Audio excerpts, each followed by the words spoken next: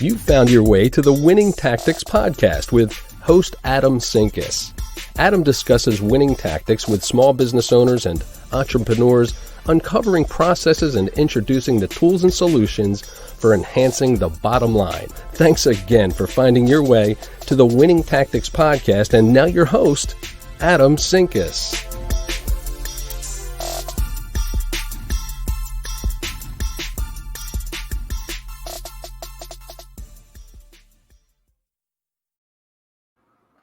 What is going on, everybody? Excited to be back with the Winning Tactics podcast. We are getting set up, so bear with us here just a moment as we get this kind of figured out. Our guest today, Micke Ashabi, having a few little technical difficulties, so bear with us and enjoy. We'll be right back with you.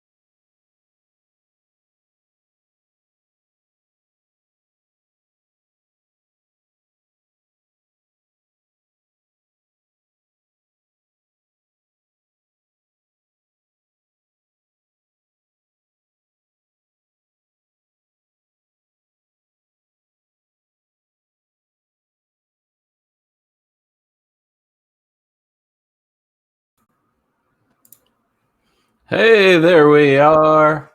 How's it going? It's going great. We are live. I appreciate you sticking with it and getting through all the technical issues. We love this technology, but sometimes it is a challenge. Yes, I apologize for that.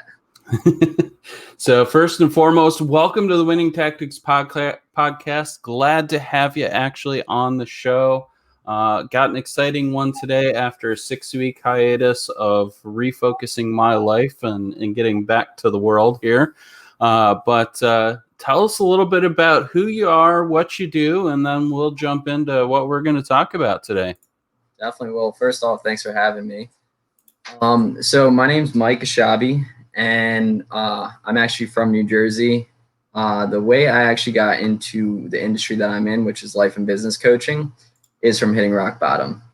I'll tell you, I used to think this industry was honestly, complete garbage until I actually needed it myself.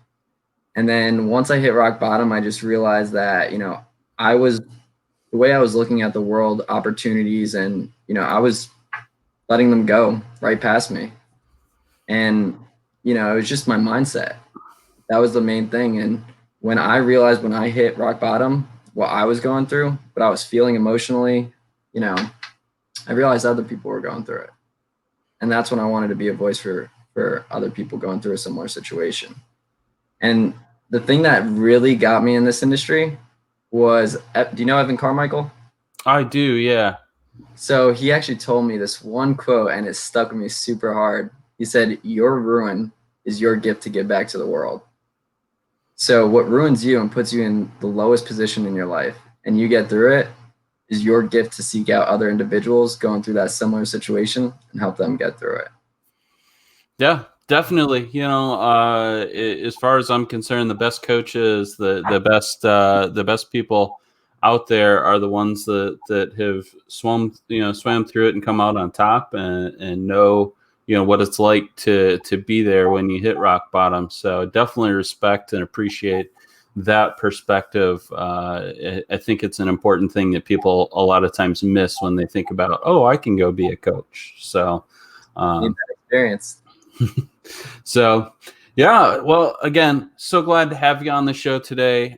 If you missed all of the crazy advertisements that I was putting out all week, all over LinkedIn and Facebook, we are talking about limiting beliefs today. So I think it's a hugely powerful topic that affects a lot of small business owners, because we hit a certain point and we go, well, I don't know how to do that, or I can't do that. I don't want to do that. I don't want to work that hard. And it puts you kind of at a plateau where you're going to struggle to move forward. And so I'm excited to bring this to light and chat a little bit about it. Please, if you are in the audience, give us a like, say hello. And if you have any questions, please don't hesitate to ask. So let's jump into it, man. Let's start off with why we have limiting beliefs, because I always like to start with the why, because I think it's important to understand some of the background before we go try and fix some stuff. Definitely. So, well, in my opinion, there's two reasons why. One is because of our environment, seeing the people around us, them saying, hey, I can't do this. And then that being in your physical environment, it rubs off on you. What you surround yourself with is what you become. So anytime the second one is obstacles. So anytime there's obstacles, or what most people call it, problems, then that rubs off on you and saying, hey, if he can't do it, since it's in the environment, once again, if he can't do it, that means I can't do it. So, what happens to one person isn't going to happen to you. Results aren't the same. So the fact that you're assuming that you're going to get that same result, that's going to keep you from the truth, because you never actually go out there and try it. So that's my whole reason why we have limiting beliefs, because we can't see it. We're not in the right room. We're not getting around those people who are, not pushing themselves. So we have to get in that room where people are pushing themselves, saying, hey, anything's really possible if you put your mind to it, because your mind is the one thing that truly has the power to make you or break you. Yeah, no, absolutely love that. I heard long ago, and I've been a firm believer of it. You are the summation of the 5 most influential people around you. And so, whether it's positive or negative influence, it's held true so many times. And when I go look back on those times when I was kind of in the down and not sure where I was going, I look at who's around me and go, well, those people were also there, and we were all there together, and nobody was moving forward. So absolutely powerful statement there. What about you? You talk about the people around you, but what are your thoughts on, like, as you grow up, right? Your influences, not necessarily your current influences, but the influences that kind of made you who you are. How do those impact your beliefs and limitations?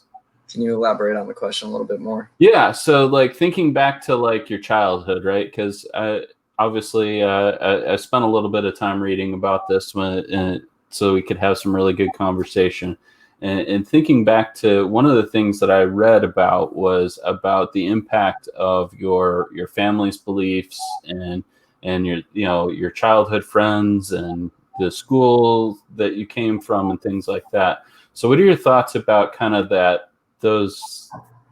stage that sets you up, right? So you actually bring up something pretty interesting when you said family. Well, what are limiting beliefs? First of all, I'm going to take it from there and bring it into the family. What are limiting beliefs? It's fear, right? Mm-hmm. So as children, what is our natural instinctive habit? Learning, yeah. And that happens the first 7 years of life. Who are we around first 7 years of life?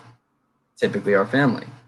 So what we don't even realize, since learning is a natural instinctive habit, it's survival mechanism. We're learning how to survive, learning how to, basically how to handle life, handle things that go on.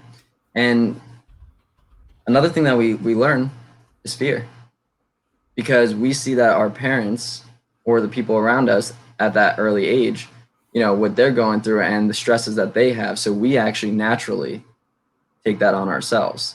Mm-hmm. So it all goes down to the fear cycle, because I'm not sure if you're familiar with the fear cycle, but when we're younger, we're observing it, and we learn through observing. Seeing is believing. So when you get faced with that limiting belief, or in a situation where you start to become fearful, you start to disengage, meaning it could be subconsciously or consciously. You start to detach yourself from the situation, which means that you are going to have a loss, means that you're not able to contribute and progress in the situation, which ultimately creates excuse me, it creates a want to fill the gap, get away from the situation, either go hang out with friends, watch TV, get away from the situation. And that makes you grumpy, makes you angry. Start thinking, why can't I get this, result? And then it goes right back to fear once you're faced with that situation again. So it's just a cycle at that point. And that's where limiting beliefs come in. Yeah, no, I think that's huge. I love that you touch on fear, because fear is such a powerful motivator, and not necessarily, not always in a bad way, but not always in a good way either. And so, when I think about fear, right, we tend to put a negative connotation to it. It's that fight or flight. And I think a lot of people, when we're afraid of something, we run from it. What are your thoughts on fear as a motivator? So what I use fear as, the only thing that I'm afraid of is not giving it my all. I look at my life and I'm just, I don't want to be 80 years old and look back and say, I wish I would have done this. I could have done more.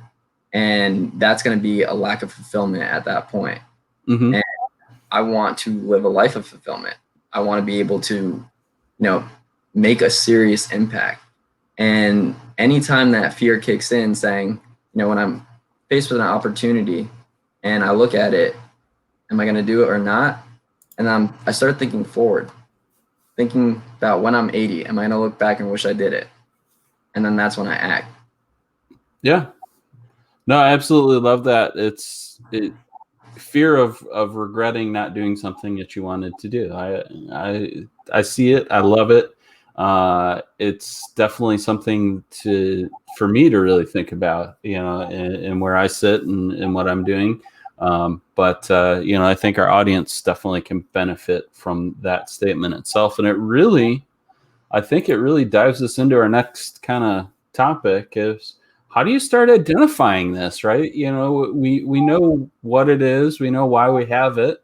So how do we start identifying that we're actually, portraying some of those limiting beliefs? So, well, first you have to understand the situation, what's going on.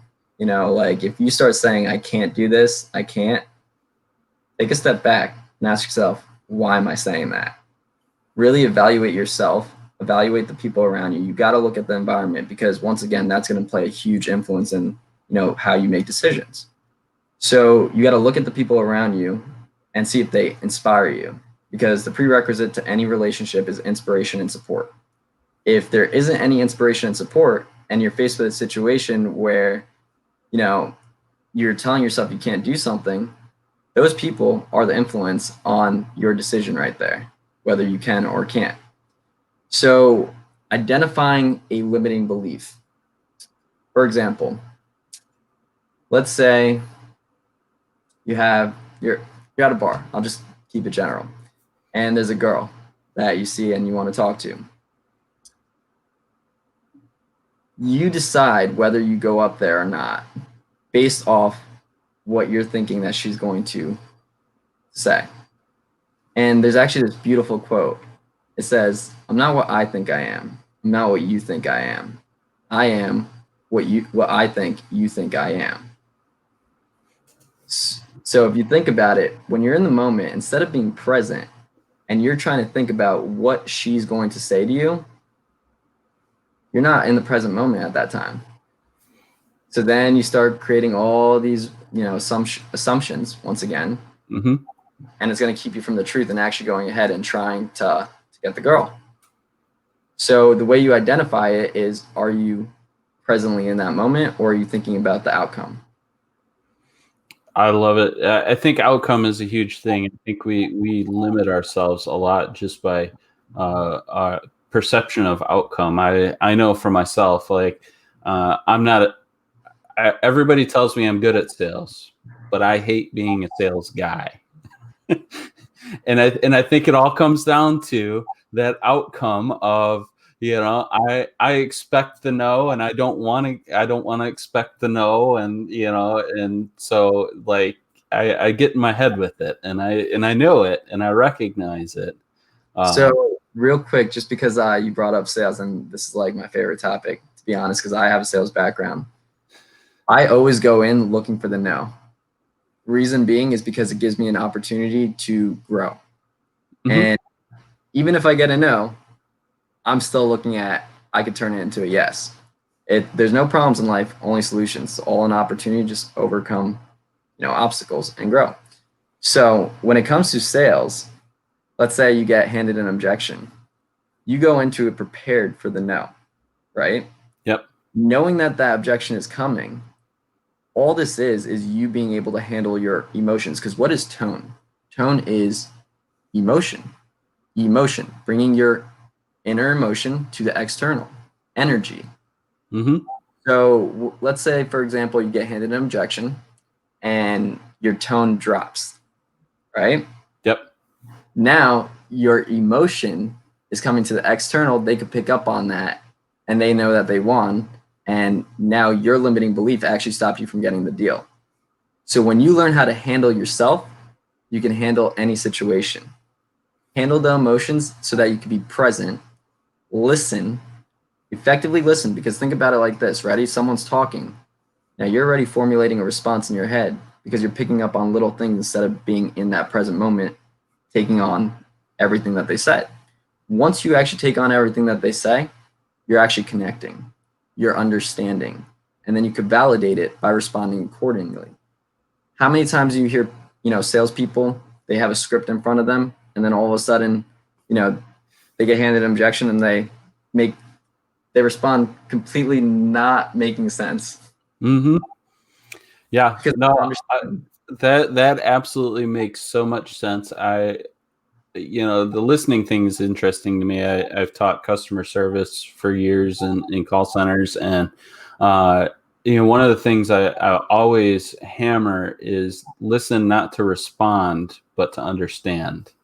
And as soon as you get into that mindset, you stop trying to formulate your response. Most people are pretty receptive to a pause between statements, and so it's instead of what we want to do, which is just hammer through that conversation, right? And so people have said to me, like, why do you pause before you speak? I'm like, because I listened to what you said. Now I'm thinking about what I'm going to say back, and we're going to have a meaningful conversation about it. And just to add to your point, the reason why people aren't responding accordingly, because it's fear. It's a limiting belief. Because they're afraid of what that client or prospect is actually going to say to them. They want to make sure that they can get through and still get their commission. The biggest problem with sales is everyone's focused on me, me, me. You're playing interesting, not interested. When you play interested, you're effectively listening, asking hard intentional questions to obtain the information that you need, and then use that information to provide a solution. That's why when it comes to sales, I always say sales is for amateurs, solving problems is for professionals. I absolutely love that. Let's circle back a little bit, because I think the sales thing is important. I think it's a huge, huge piece of it that a lot of people have a roadblock. But I also think that business owners get in this limiting beliefs space a lot too. I talked to business owners, and they're like, well, I haven't had as many jobs sold lately, and I'm doing all the same things I was doing when I was selling, 10 times this and 10 times busier, and I just don't know why, and I can't get out of this funk, And the reality is, in my mind, the limiting belief there is that what they've always done is going to continue to work moving forward. So let's talk about that a little bit. What are your thoughts on that? Well, the thing about why they might not be getting results because of their consistency. People get comfortable because they got a result. Now they think that they could sit back, but when they do that, obviously the results drop, and now they're saying, oh, I have to do exactly what I did before to keep pushing and stay consistent. And then they don't want to do that because they already reached the top of one mountain. They don't want to build another mountain. Mm-hmm. So I think that it comes down to comfort. I always tell people, get comfortable being uncomfortable, and that's when opportunities are going to present themselves even more. You're going to keep pushing yourself because it's all the mindset. When it comes to growth, things are constantly evolving in the marketplace. You have to be aware. The first step to solving a problem is realizing there's a problem. So when you're not receiving the same result that you want, or if it just drops a little bit, at that point, start being aware of the situation. Is it something in the marketplace that we're not handling? Are we not working on it? Is it something about how we're saying something? Because ultimately, it does come down to the individual. It's not what happens, it's how you react to what happens that matters. Yeah. So you got to be aware of the marketplace, the client, the problem, whatever it is. It's all comes down to being aware and then figuring out how to go about it. No, I think that's a great a great point. We fear change because it's unknown to us, and I say the same. I say the same sentiments that you do. Be comfortable being uncomfortable. That's kind of been my mantra for 2020, and obviously the way 2020 is shaken out, it's probably a good thing that I went all in on that philosophy, because I don't know if I would have survived this year without that. But what I find interesting is that it all jumps back to the fear thing again, right? So they've gotten comfortable in a space and they're fearful that I have to go and hustle like I did before. So here's the thing, they had the wrong, I apologize for cutting you off. Yeah. There's something very valid that you just brought up. They're looking at the situation wrong. It's all perspective. And this is why I always say the mind has a true power. Mind is the only thing that truly has the power to make you or break you, because they're waking up with the mindset, okay, I have to do this. I have to do this. Let me ask you, this is actually something that Brad Lee said. I'm not sure if you're familiar with Brad Lee, but if I gave you $1 million, you'd be super excited tomorrow, right? Mm-hmm. Now, if I gave you $1 million and you couldn't wake up tomorrow, would you take it? No. Okay, what about $10 million? No. So we could both agree that life is more valuable than money. Mm-hmm. So here's the thing. You get the opportunity to have another day. Everyone's looking at it as I have to go pay this bill. I have to go to work. I have to do this. It's, excuse my language, the shit mentality that they have. Yeah. Look at everything as I get to. Now everything becomes an opportunity. I get to build my business even further. I get to overcome this obstacle and actually make an impact in this industry, or help this person, or make this person's life better. I get the opportunity to give more opportunities. Yep. You got to look at every day in the business and entrepreneurial space as an opportunity of how you can constantly get better. Because if you stay complacent, you're technically falling back, because there's someone else out there who's progressing. Yeah. No, I couldn't have said it better myself. Absolutely, that is the philosophy and the mindset that I think business owners need to be in, especially if you have employees, right? That if you're struggling, like externalizing, I get to make my place in the marketplace and help other businesses, help my customers. Internalize it. If you have employees, you're creating an opportunity for them to support their family. So I get it's a way. It's just about shifting, and it all comes down to that individual. So if you have employees, right, you're expecting them to do the work. But if they're not doing the work, see, you can't expect things from people. You got to lead by example. Mm-hmm. How can you expect for example, let's say, you're expecting someone to work 9 to 5, right? You're expecting that. How do you expect someone to work a 9 to 5 for you when you can't even work a 9 to 5 for you? You can't expect things from other people that you can't do for yourself. Yeah. That is a huge piece. I have talked to a few other people on the show about being regimented in a schedule as a business owner, and in what the benefits of that are. And basically it comes down to, in my mind, it comes down to three things. You show up when your people are there, which shows that they have leadership. You show up because it helps you accomplish more when you're consistent, and you show up because it keeps you out of your mind, right? It keeps you out of this, well, I don't have to go in today, so I'm just going to let the business do its thing. It keeps you really out of your mind and engaged in what's actually going on. See, here's the misconception that I think a lot of business owners have as well. Your employees don't work for you.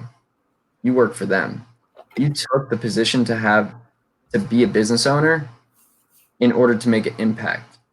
So that means you're doing whatever you can to impact the people around you. So if you can't do it for your employees, you're not going to be able to do it for anyone else, let alone yourself. Yeah, no, I agree. Leadership in the whole is ultimately the most selfless thing you can do when you do it right. And so, teaching young leaders and doing leadership development seminars, one of the biggest things I notice is that new leaders come in with this preconceived notion that, I'm the leader, I know everything, and, I'm God's gift to this team. And, that's exactly the opposite mentality. I'd rather have a team of people that are 100 times better at doing what they do than I am. But as long as I can inspire, engage, and create and innovate with them, we win every day. 100%. I mean, another thing is like, business owners, let's say, for example, of a sales organization, everyone's just looking at their employees as numbers. How much money can they bring in? When you do that, you're focused on numbers rather than a human life. And a great leader, see, that's what a boss does. Mm-hmm. A great leader, if someone's numbers are down, obviously there has to be, minimum requirements per month for your employees to keep their seat. But if, let's say, their numbers are down for 1 month, instead of actually telling them to get their numbers up, show compassion and empathy towards them, ask them what's going on, try to see how you can actually provide solutions to help them get out of that situation. That's what a leader does. He truly cares for the people who are working for him. Yeah. No, I absolutely love that, and wholeheartedly agree with you on that.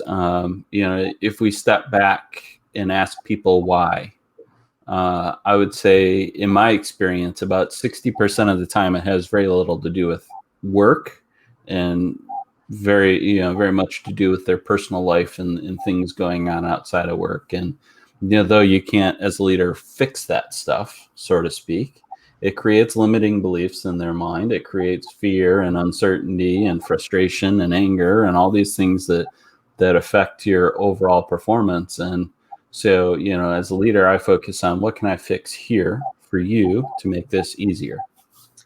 And to add on to your point, so I actually think it comes down to love. Honestly, Will Smith actually is the one who said, listen, connect, understand, and validate. He says love is spelled L-U-V. As a great leader, you're supposed to listen, connect, understand the individual, and validate them. Because I think this is a big problem that we actually have in the world, to be honest, that all we really need is effective communication, meaning that we truly understand each other. And it comes down to one, people not knowing what they're actually saying. A lot of people think that they know the definitions of words, and then they use a word that they don't know, and then it can completely be perceived from another individual a whole different way than what it was meant to be. So then what does that do? It brings up the emotion, right? And when we act on emotion, guess what? It's going to create a bigger problem. So as a leader, you have to handle yourself so you can handle any situation, obstacle, or whatever is thrown at you. So this way you can actually help improve the situation. So it comes down to the individual. I always say it all comes down to you. There's 5 principles of life, but it all comes down to one thing: you. I agree. I run by the mantra of helping people, process, and profits, right? So as soon as you start by helping the people, then you help them fix the process. And at the end of the day, everybody sees profits out of that. And so it's how I approach everything that I do with businesses. But people first, and Richard Branson says, your team first, then your customers. And I'm wholeheartedly on that train as well. Because if you take care of your team, your team will take care of your customers, and you never have anything to worry about at that point. Exactly. And that also goes down to, let's say, for example, when the air masks come down in the airplane, they say, help yourself. So you're in a position to help another. Because if you can't help yourself, how are you going to help another individual? So a company, an organization, is basically like one individual. So if you can't help the people in that one organization, your organization is not going to be able to help another individual. Yeah, it goes. So one of my favorite movie quotes of all time is from the movie Drumline. I don't know if you've ever seen it or not, or those of you that are watching have ever seen it. Hit a thumbs up if you have. It's one band, one sound. And it's not that we can't all be individuals within the company, but at the end of the day, everything we do has to be one sound, one consistent message across the board. And so, as soon as you have members of your team that try and go rogue because, quote unquote, they know better, or they don't think that it's right, then that's when you start to run into problems. So let's shift gears last time here, because we've hit some of the leadership stuff and talked about sales a little bit, and some of those limiting beliefs that come up, and I think we need to help people get over those limiting beliefs. So what are some of your best tips? So let's start with your favorite tip. What's the first thing you tell people about overcoming their limiting beliefs? Just do it. Honestly, just do it. Because, see, when you're not doing, I'm going to use an example. You get a client or someone that says, I need to wait for the right time. Or if, let's say you're a child, I need to wait for the right time to go ahead and start my own business. I need to wait for the right time to, approach a girl. I need to have the muscles first, or something like that. The way you actually acknowledge it, that it is a limiting belief, is just do it. So for example, when you say you need to wait for the right time never comes. Life is going to happen. So for example, if you're waiting for the muscles to go approach the girl, then life is going to happen. Another guy can go swing in and, go ahead and pick her up off her feet. So you just limited your possibilities by waiting for the right time. Now I'm going to use sales because I always use this example when I'm talking to someone and they say, I got to wait for the right time. Don't have enough money. I got to wait until I get my next paycheck, etc. So whether they move forward or not, life is going to happen. They could get off the call and get a flat tire. Guess what? An extra $500 out of their pocket. Then, they have to go take the dog to the vet, an extra $200. So whether you do it or not, life is going to happen. But doing it now sets you up into a position when life does happen, you can move forward and not let it make you stressed. So it all comes down to experience. If you never actually experienced it, you're assuming. because what's real to me is real to me. What's real to you is real to you. But when you start saying this is real because I've seen outcomes, people have told me starting a business is not going to be successful. Now you're assuming because you never went through it. You don't know the truth. Yeah. The only way to do is just do. There's a quote, and I know it's a Grant Cardone quote, but he says, commit first, figure the rest out later, because you're never going to know until you do it. Yeah, it's interesting now with the power of Google and YouTube and all the information that's out there. I wouldn't say that anybody can become an instant expert in every industry overnight. However, you can become really informed on most industries fairly quickly now. And so you might not have experienced something directly with this person's business or this person's industry. However, you can become educated on those challenges and that do arise there. And you can take your own experiences that are similar, and now you can start building this picture. And so I think, a lot of times, it comes down to, did we do our due diligence to learn as much about the situation before we tried to solve the situation? I mean, the only way that you're going to learn is by doing it yourself. And, another quick tip that I'm just going to add in here, because it's on the same topic, go in loving to lose. When you lose, that's when you're learning, and then you're learning how to actually basically shorten the cycle, because the quicker you lose, the quicker you'll win. Go in looking for the no in sales, for example. When you get the no, you're learning how to actually go ahead and handle that situation. And then next time it comes, you're ready for it. Go in looking for the rejection with the girl, because every no leads you a step closer to a yes. Because now you're comprehending the situations. I love that. Every no leads you to a yes. I love it.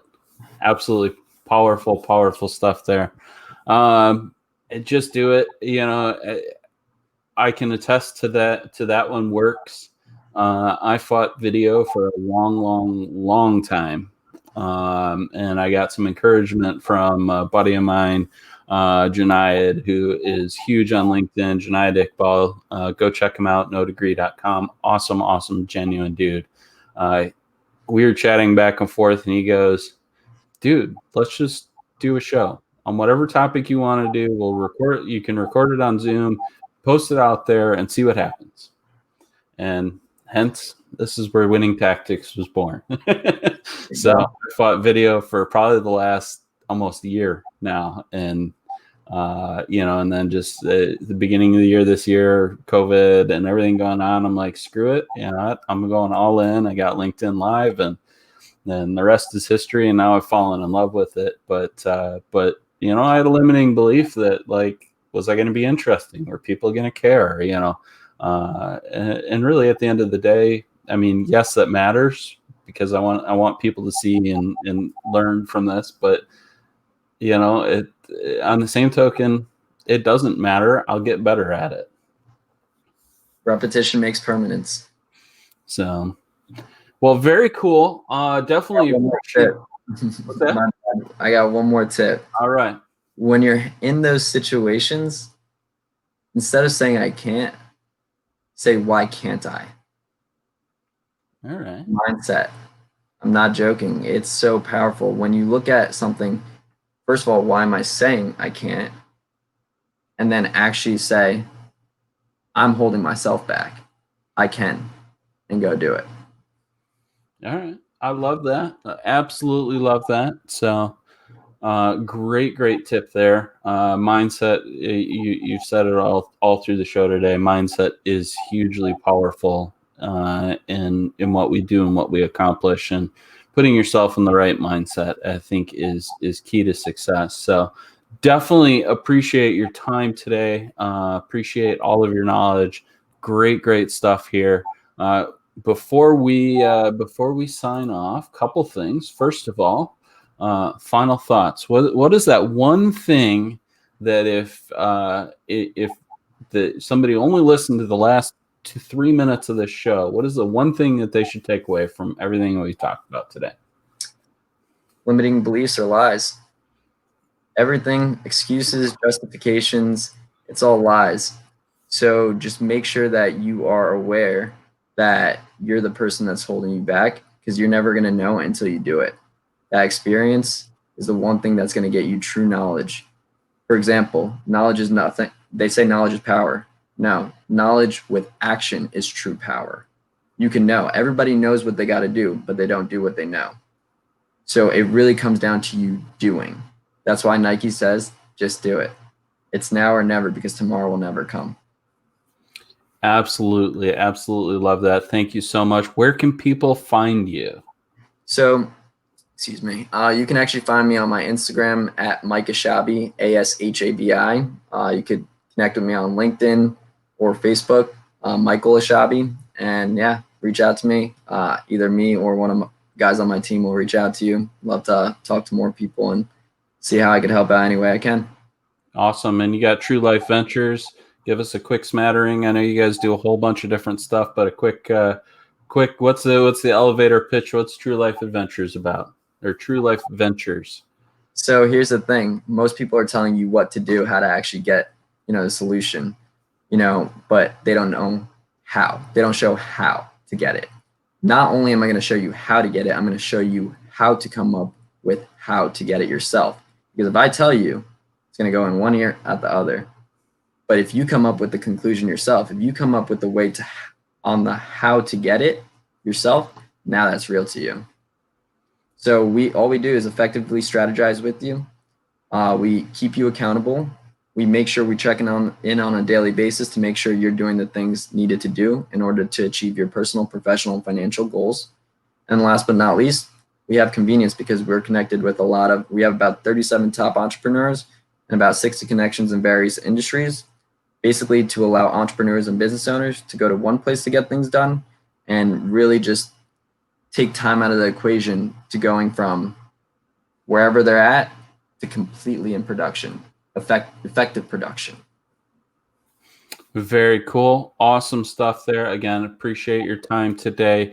It's been great having you on.